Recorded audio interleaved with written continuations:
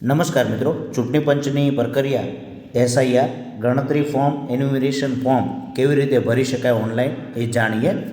જો online form તમને ભરતા ના ફાવે તો ચિંતા કરવાની જરૂર નથી.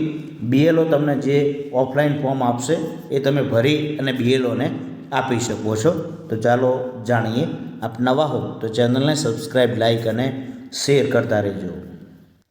અહીં પણ માહિતી આપેલી છે કે ઓનલાઈન ફોર્મ કેવી રીતે ભરવું.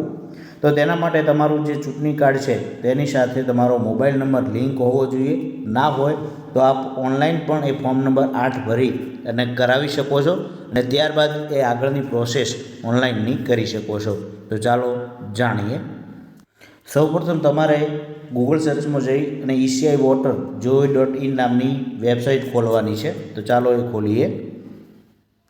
તો અહીં આ રીતે ખુલી જશે. સૌપ્રથમ તમે હજુ એકાઉન્ટ ના બનાવ્યું હોય તો સિંગઅપ અપ ઉપર જઈ અને એકાઉન્ટ બની લો. ત્યારબાદ લોગિન ઉપર ક્લિક કરી અને તમે ખોલો. તો ચાલો અહીં લોગિન કરી લઉં હું.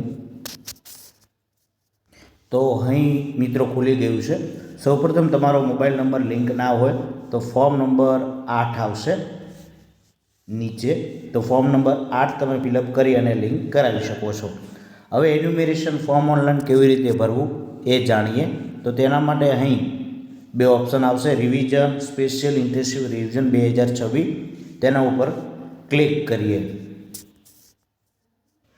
ત્યારબાદ અહીં સ્ટેટ આપણે સિલેક્ટ કરીએ, ગુજરાત. ત્યારબાદ તમારું જે ઇપિક કાર્ડ છે એ નામ નાખી અને સર્ચ ઉપર ક્લિક કરી નાખો. તો સર્ચ ઉપર ક્લિક કરીએ.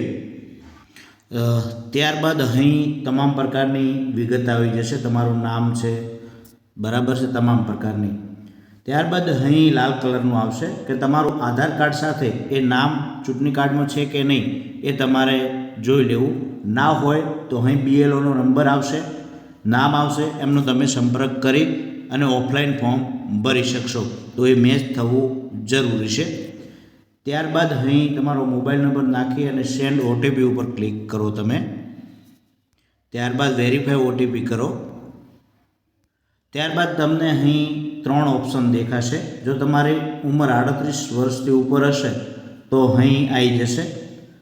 ત્યારબાદ નીચે બીજું ઓપ્શન આવશે કે તમારા પેરેન્ટ્સના નામ, ફાધર, મધર, ગ્રાન્ડફાધર એ તમામના દાદા દાદીના નામ હોય છેલ્લા 2002ની ઇલેક્ટોરલ રોલમાં તો તમે અહીં ટિક કરી શકો છો. અને નામ ન હોય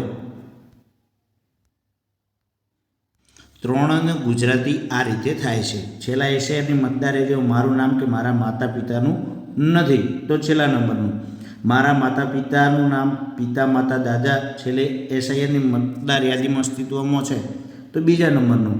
અને એ તમારું નામ પોતાનું હોય એશિયા યાદીમાં તો અહીં ટિક કરી શકો છો.